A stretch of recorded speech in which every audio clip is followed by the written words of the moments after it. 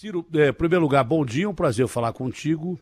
E eu acordei hoje com a notícia de que a Polícia Federal lhe fez uma visita. Isso é verdade ou não, Ciro? A você, ao Cid e a alguém mais da família.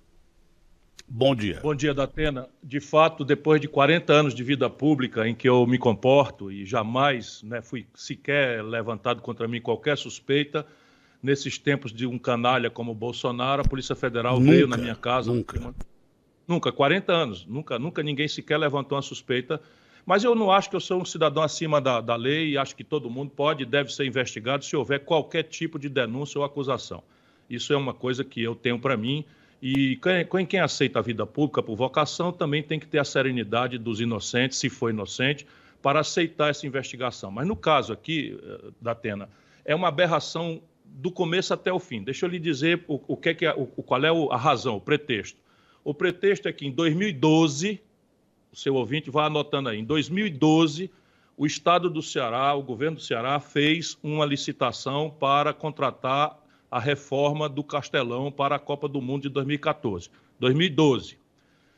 O Estado do Ceará, isso só agora que os meus advogados trouxeram as informações, porque eu recebi a visita aqui, aliás, muito correta, não aconteceu nada, não encontraram nada, até pediram desculpas, foram embora, enfim, está tudo certo e eu vou processar todos os que são os responsáveis. Mas vamos lá aos fatos. Em 2012, o governo do Ceará fez uma licitação e contratou uma empresa de engenharia para fazer a reforma do Castelão. Pois bem, em 2017, 5 anos depois, um diretor dessa empresa teria feito uma delação premiada, em que nessa delação premiada ele acusa basicamente o governo do Ceará, que era governado pelo meu irmão, de ter exigido propina para dar essa licitação à empresa Galvão Engenharia. E diz, já começando a parte que me toca do assunto, ou a que não me toca, que nunca falou comigo. Então veja como é que começa. A delação mentirosa afirma, apesar de mentirosa, que nunca tratou nenhum assunto comigo, que não me conhece, que não conversou comigo. Então já começa com clareza aí.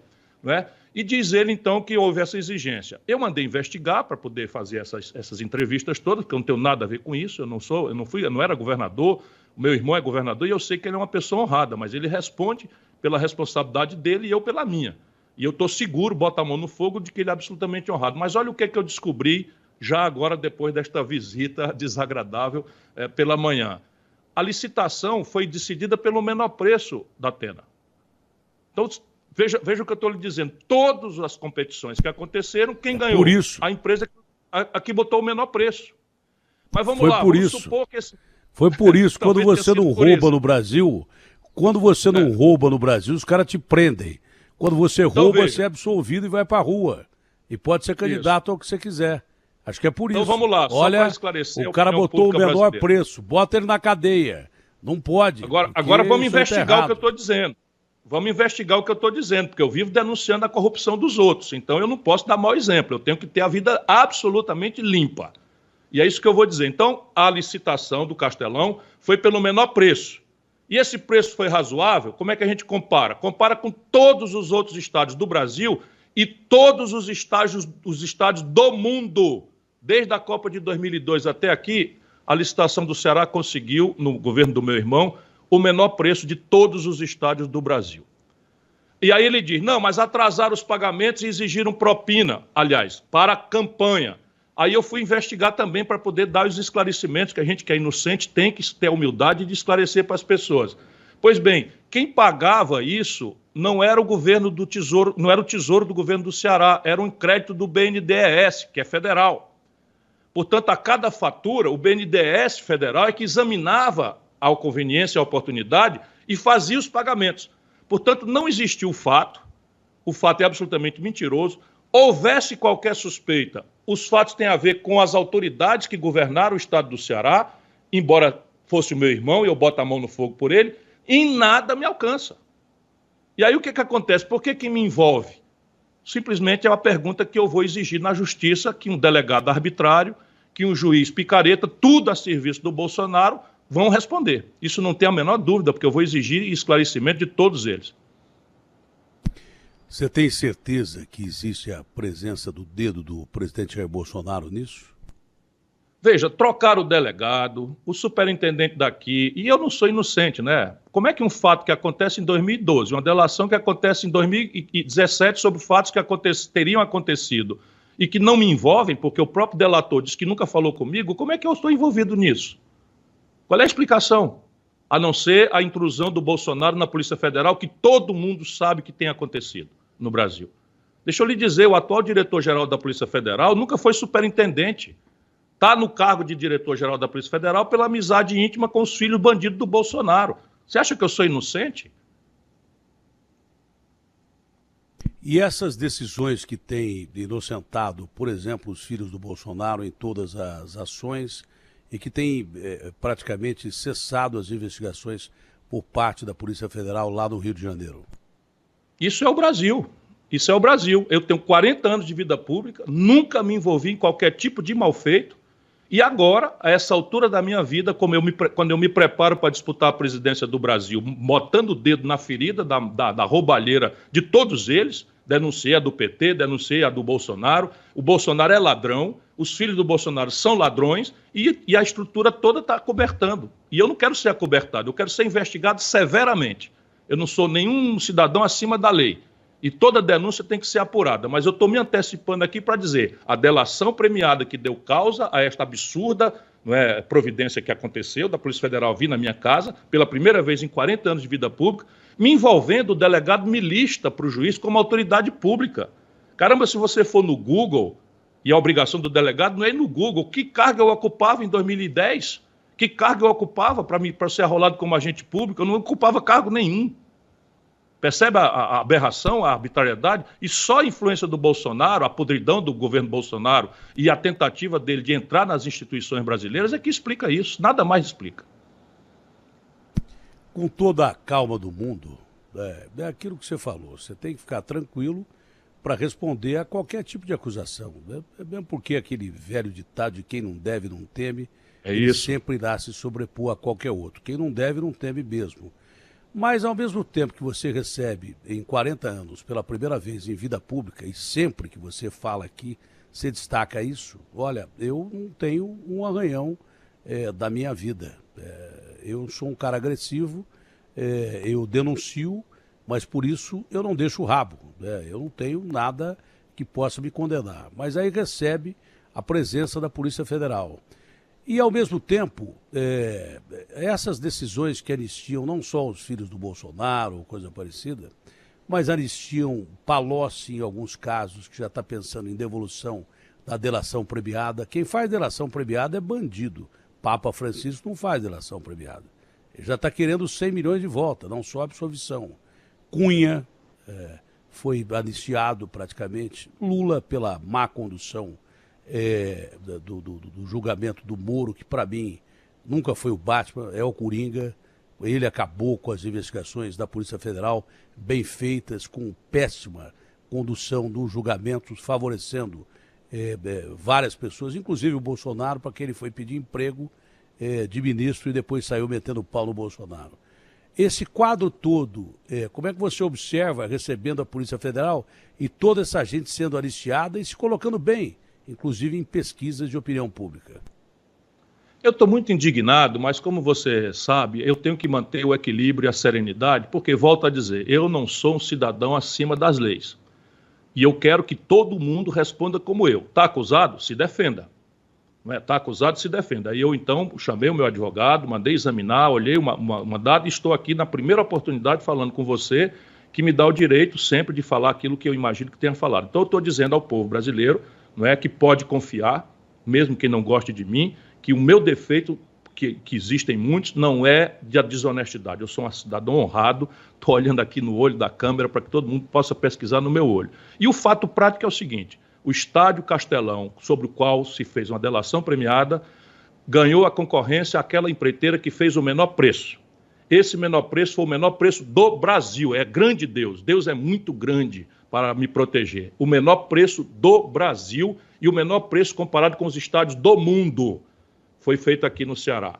A ideia de que se atrasou pagamento para criar constrangimento, para receber propina, também não se sustenta, porque as faturas eram pagas pelo BNDES, não pelo Tesouro do Estado do Ceará. E, por fim, o delator sobre o qual se constrói toda essa falcatrua, toda essa perseguição inominável, embora eu tenha a humildade de me explicar ao povo brasileiro, vou exigir deles na justiça o reparo. As arbitrariedades serão corrigidas no Conselho Nacional de Justiça, no Conselho Nacional do Ministério Público, vou representar para a Comissão de Ética da Presidência da República sobre o delegado de Polícia Federal, enfim, vou buscar os meus direitos, mas a explicação é serena e tranquila. O delator, ele mesmo que deu origem a tudo isso, diz na delação que nunca falou comigo, que nunca tratou comigo. E o delegado me arrola como agente público, e eu posso simples e puramente provar que o último cargo público que eu ocupei foi entre 2006 e 2010, deputado federal, que nada tem a ver com as coisas do estado do Ceará. Por isso, eu estou inocente, vou me explicar, claro que eu vou sofrer um arranhão, os meus adversários vão me insultar, vão me agredir, mas a intenção é exatamente essa, me abater para que eu seja moderado, para que eu não continue atacando aqueles ladrões assaltantes da vida pública brasileira, como é o Bolsonaro e como foi o Lula. Eu continuarei dizendo concretamente quem é ladrão e eu não sou. E a questão do Moro?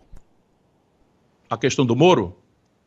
Bom, isso é a mesma que coisa. Derrubou praticamente todas as investigações da Lava Jato. Claro.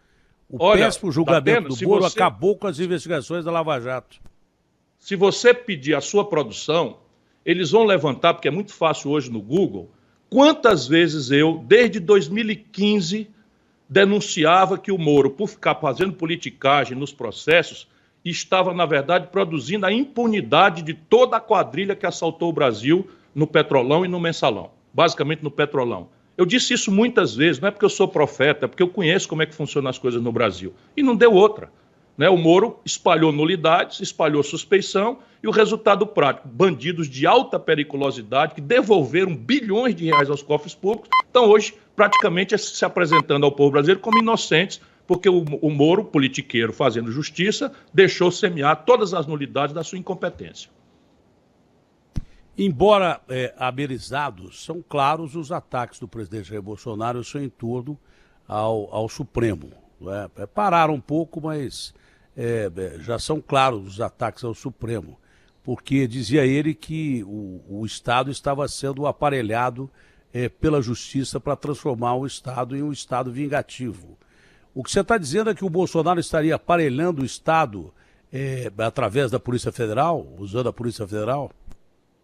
Claro que muitos delegados da Polícia Federal, mesmo aqueles que hoje estiveram aqui na minha casa, sofrem grande constrangimento. Eles são uma instituição muito respeitada, muito séria. E eles sabem tratar com bandido, eles têm experiência. Você precisava ver o constrangimento deles aqui na minha casa. Pedindo desculpa, eu dizia, não, vocês não têm que pedir desculpa, vocês estão cumprindo a obrigação, o trabalho de vocês. Botei cadeira para sentar, ofereci água, e foi um constrangimento. Vasculharam tudo aqui na minha casa e foram embora sem absolutamente nada, como óbvio que não aconteceria. E eles sabem, eles estão vendo o que está acontecendo lá por dentro. Mas uma parte da Polícia Federal claramente se entregou ao Bolsonaro e está se prestando a qualquer tipo de serviço sujo, sujando a boa imagem que essa instituição respeitabilíssima da República sempre mereceu. Não é? Isso é fato. Eu não tenho a menor dúvida que o delegado que causou esse conjunto de constrangimentos aqui, porque eu li agora o relatório, antes eu não sabia nem o que era. Eu li o mandado e no mandado está lá o cara dizendo que eu era agente público. Como? Como é que um delegado de polícia pode dizer que uma pessoa que não era, senão um particular, era agente público?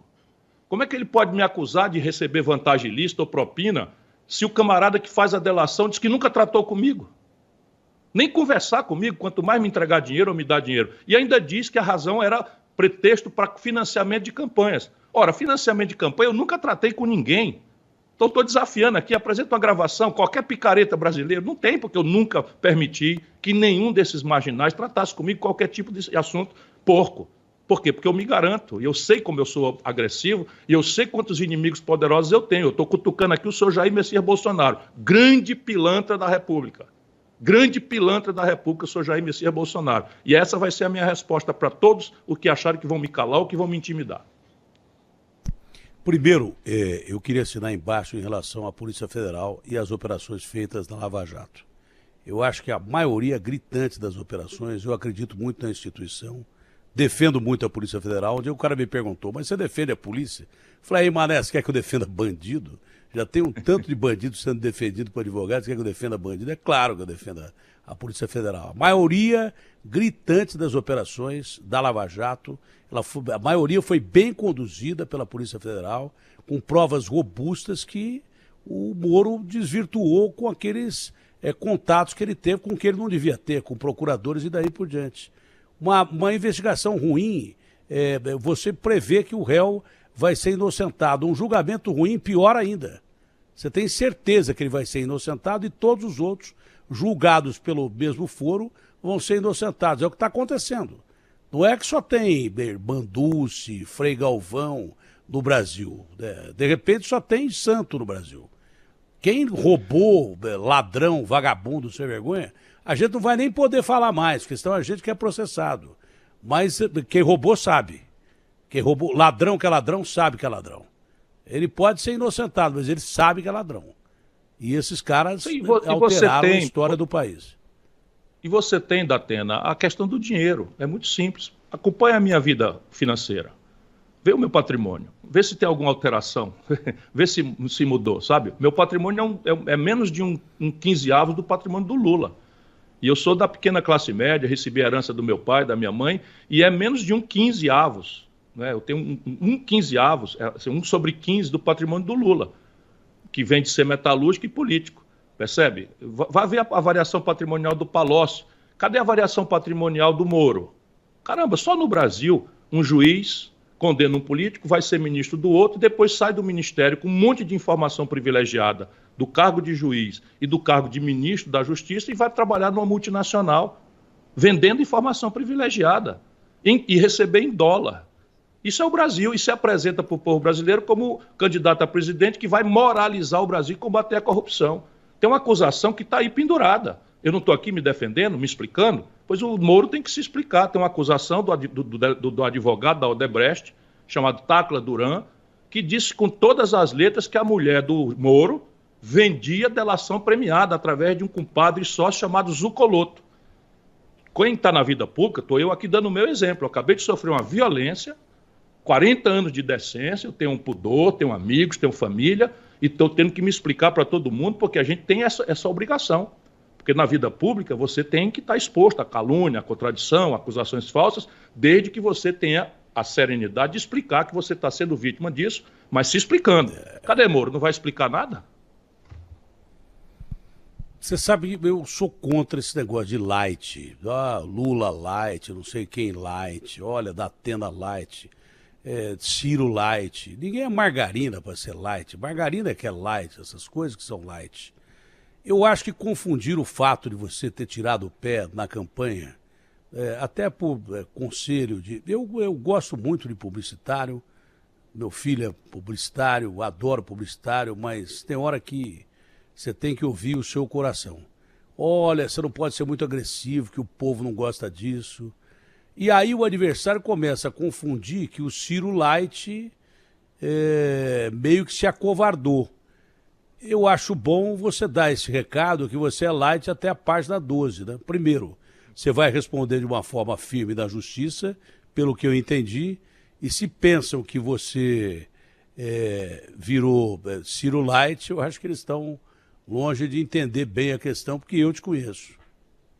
Datena, não há força humana, sabe, nem amiga, nem inimiga, que me faça romper o meu compromisso com o povo brasileiro. E uma das graves questões do povo brasileiro é que a nossa elite virou uma elite de assaltantes dos cofres públicos. E eles querem me arrastar a qualquer preço, mas eu garanto a cada cidadão ou cidadã brasileira, goste ou não de mim, eu nunca me envolvi em qualquer tipo de falcatrua e quem levantar calúnias contra mim vai responder na justiça, em quem eu ainda quero acreditar. Mas, enquanto isso, eu continuarei o mesmo Ciro Gomes. O Moro se vendeu para uma multinacional, né, e é campeão de falta de ética, de escrúpulo, vendeu o Brasil, né, para os estrangeiros, foi advogado de um grande gangster internacional, oferecendo um parecer contra o Brasil e contra a Vale do Rio Doce. Eu tenho todos esses documentos, percebe? E eu nunca tomei um centavo de ninguém. quando se levanta uma calúnia contra mim, uma operação agressiva, embora eles tenham sido muito profissionais e delicados, mas chegar na casa de um cidadão de bem e deixar muita gente aí com medo de que haja qualquer coisa, é um constrangimento para um cara como eu que tem pudor. Mas se eu respondo com serenidade, eu tenho a obrigação de explicar. A licitação sobre a qual se levanta essa suspeita foi vencida pelo menor preço. Isso todo mundo pode procurar agora para provar ou não, se eu estou mentindo. Esse menor preço foi o menor custo por assento de todos os estados brasileiros. Atraso de pagamento para exigir propina não aconteceu. Se aconteceu foi no BNDES, que não está ao alcance, e eu duvido que tenha acontecido no BNDES. E o dito cidadão que fez a delação premiada diz na própria delação premiada que nunca falou comigo. Esta é a base de um juiz arbitrário, ou que foi induzido em erro, eu vou apurar tudo isso, de um delegado que pesou na mão e que me chama de agente público. Tem eu ser agente público desde 2006. E esse agente público que eu fui foi parlamentar e não executivo. Muito menos do governo do Estado do Ceará, muito menos no tempo da decisão das licitações que aconteceram aqui. Isso é o que eu estou dando de explicação. Se qualquer frase dessa minha for mentirosa, eu não mereço mais a honra de pedir ao povo brasileiro para ser seu presidente.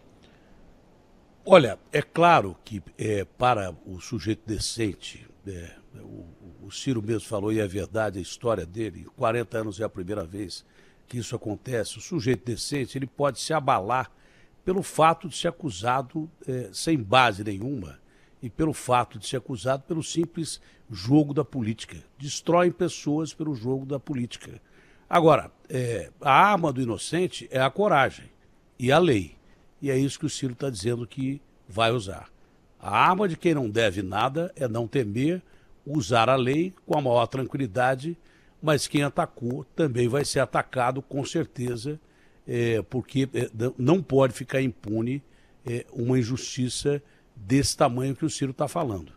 Você atacar a honra de alguém com objetivos políticos ou quaisquer objetivos, tentar arranhar a honra de alguém sem fundamento, se tiver fundamento você pode fazer o que você quiser, mas sem fundamento é acima de tudo uma covardia, é uma ausência de moral que eu espero não contamine essas eleições. Bom, Ciro, da parte política saiu uma pesquisa ontem, a gente vai falando, uma pesquisa, estamos longe da eleição, mas vai ficando perto, né? E essa pesquisa de ontem aponta o Lula vencendo em um cenário no primeiro turno, aponta ele distante do Bolsonaro e somando os outros candidatos, o Lula poderia até levar no primeiro turno. O Moro saiu muito abaixo daquilo que vinha saindo, saiu 1 ponto percentual acima do que você está, num quadro, e 2 pontos percentuais em outro quadro, é o que me parece. Essa pesquisa aponta para alguma coisa? Aponta para que realmente o Lula está se desprendendo dos outros candidatos e que o Bolsonaro está caindo, ou não? Veja, pesquisa é retrato e a vida é filme. Isso é o que a gente tem que dizer com toda a humildade. Claro que o Bolsonaro está se desmoralizando, isso é um fato real. Todo dia ele se desmoraliza mais ainda, a economia está indo para o brejo, né? A situação nossa é uma situação extremamente crítica, em seu ponto de vista da inflação, o desemprego vai voltar a crescer no Brasil, o nervosismo na taxa de câmbio vai continuar pressionando o preço de combustíveis, tudo isso é um cenário muito ruim para o Bolsonaro. E o mais conhecido dos antagonistas ao Bolsonaro é o Lula, ex-presidente do Brasil 2 vezes, elegeu a Dilma, reelegeu a Dilma, não é? Teve aí essa sentença do Moro, não é? Muita gente acredita que a sentença foi injusta, que o Lula era inocente, o Lula cuida de dizer que foi inocentado, embora o que o tribunal tenha dito é que o Moro trocou os pés pelas mãos, foi suspeito e mandou começar tudo de novo. O tribunal nunca disse que o Lula era inocente, mas o fato é que o Lula tem todos esses fatores, maior notoriedade e tal, para ser reconhecido como grande antagônico ao Bolsonaro. O resto, irmão, é forçação de barra de quem paga a pesquisa. Sabe quanto custa uma pesquisa nacional, Datena? R$1 milhão. Nós estamos tendo 3, 4, 5, 6 pesquisas todo mês, isso custa R$5 milhões por baixo. Quem tem dinheiro para pagar isso? Eu não tenho.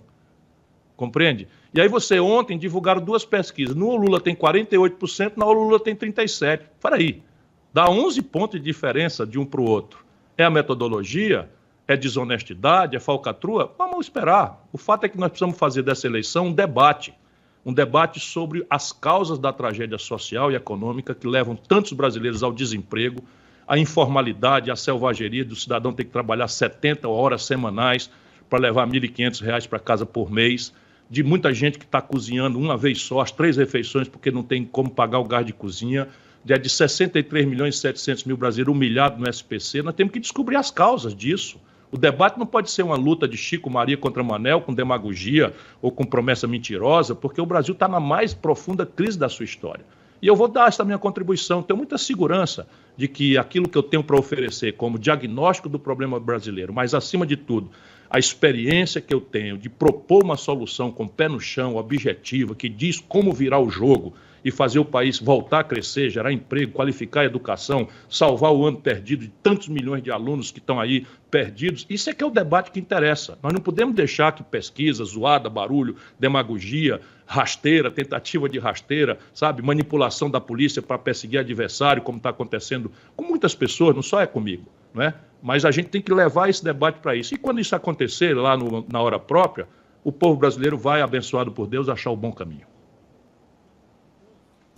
Eu ouvi, num momento do país, não faz muito tempo, já havia anteriormente acontecido, mas houve, mais pragmaticamente falando, no 7 de setembro, tentativas de arroubos próximas a golpe que as instituições, inclusive militares, seguraram bem.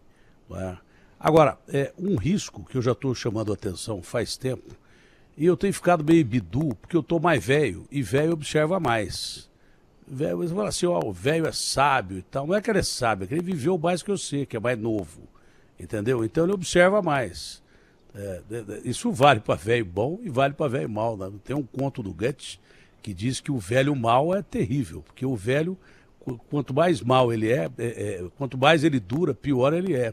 Mas tem o cara que é chamado de sábio, não é, porque ele durou 80 anos, ele ficou olhando as coisas, então ele entende mais do que os outros. Não precisa nem ir para a universidade, só de olhar. Você pega o caipira matuto de 90 anos, é melhor que o cara sentar em Oxford, em Chicago, que nem sentou o Paulo Guedes. Aliás, acho que o Paulo Guedes em Chicago ele está sentado ainda lá. O que ele está fazendo é mais ou menos isso, parecido essa palavra. Agora, eu vou te contar uma coisa. O risco institucional que o Brasil corre por causa da fome e da diferença social é maior do que aqueles arroubos do Bolsonaro com tanque soltando fumaça na rua ou coisa parecida. Eu tenho mais medo do perigo das eleições democráticas se esse governo perder a mão de uma forma definitiva e a fome continuar aumentando no Brasil. Eu não sei onde é que o Brasil vai parar com um governo que não entendeu que ao invés de dar 30 bi para o Centrão, devia dar 30 bi para o povo. Devia distribuir isso para o povo. Isso é uma coisa lógica. Em época de crise, o Paulo Guedes, que é adepto do Keynes, que é social-democrata, então ele não entendeu nada do que é Keynes. Social-democracia é o capital socorrendo o povo quando o povo está morrendo de fome. E nesse aspecto, Ciro, o meu time ainda, Ciro, não entrou em campo. O Bolsonaro não entrou em campo na política social. E o que mais o povo precisa é de emprego e de política social. Então, você não vê riscos de num Brasil faminto, de repente você perder a mão da coisa e começar a violência. Violência existe faz tempo, ela só está piorando. Eu que sou um passageiro da história, estou lá observando todo dia, que a violência só está piorando. Quem era mal ficou pior ainda. E quem era desnutrido está mais ainda. Quem era desvalido está mais ainda. E a coisa está ficando muito próximo da insensibilidade perigosa. Quando o capital não acode o social no meio de uma crise dessa, sinceramente, o risco de instabilidade institucional é grande. Olha, Datena, a classe dirigente brasileira está se comportando com um nível de alienação que eu nunca vi na minha vida. Se você olhar, os números daquilo que você está falando com a sua sensibilidade de comunicador que nunca perdeu a conexão com o nosso povo. Hoje, 129 milhões de brasileiros comerão menos do que o mínimo necessário. Isso é mais da metade da população. 20 milhões de pessoas não comerão nada hoje. Só 1/4 das crianças brasileiras, gente querida que está nos ouvindo, por favor, põe a mão no coração, na cabeça, se você é da elite. 1/4 apenas das crianças brasileiras hoje farão 3 refeições. 3/4 não farão 3 refeições. Isso no país que mais produz comida no mundo. Quando a gente olha o tamanho desse problema, mais a inadimplência das famílias, mais o desespero do pequeno empresário, do microempreendedor que está aí no Serasa, 6 milhões de pequenas empresas, microempresas, empresas enfim, individuais, o caldo de cultura para uma revolta está dado. Eu, francamente, às vezes não entendo como é que a sociedade brasileira é tão passiva. Por quê? Porque diante dessa tragédia, o que nós assistimos é Brasília política, salvo exceções, naturalmente, num espetáculo macabro.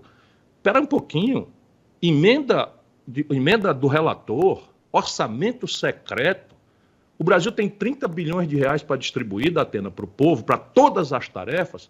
22 bilhões estão entregando para político roubar. Com poucas exceções que existem, a gente tem sempre que lembrar que tem exceções. Mas se você for fazer, se a imprensa brasileira tivesse um mínimo de compostura, de jornalismo investigativo, para acompanhar o itinerário do dinheiro, 40% dessas emendas do relator, controlada por esse Lira que preside a Câmara, são roubados da sociedade brasileira. É isso que eles querem, que eu cale a minha voz, que eu tenha medo. Só morto eu tenho medo porque eu me comporto. Eu tenho autoridade moral para cobrar isso, porque eu me ofereço para ser investigado por quem quiser, a hora que quiser. E quem entra na vida pública sabe que tem que ser investigado e não tem problema. E eu estou aqui para isso. Agora, repare, como é que a gente aceita, numa hora como essa, a Câmara votando licença para caçar animais, a Câmara votando um precatório que cria um exótico recurso fora do Código de Processo, ou seja, você passa 15 anos na Justiça, que é a justiça mais lenta e elitista do mundo é a nossa.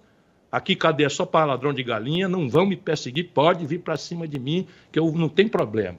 Não tem problema, eu me garanto. Agora, repare, é a justiça mais morosa, mais elitista do mundo. 15 anos depois, o cidadão aposentado ganha uma ação contra um direito seu que lhe tiraram, e o Bolsonaro faz uma emenda e os políticos aprovam. Inclusive com o voto da bancada do PT no Senado, que é a PEC do calote. Veja, o Brasil está brincando com fogo. O Brasil está brincando com fogo.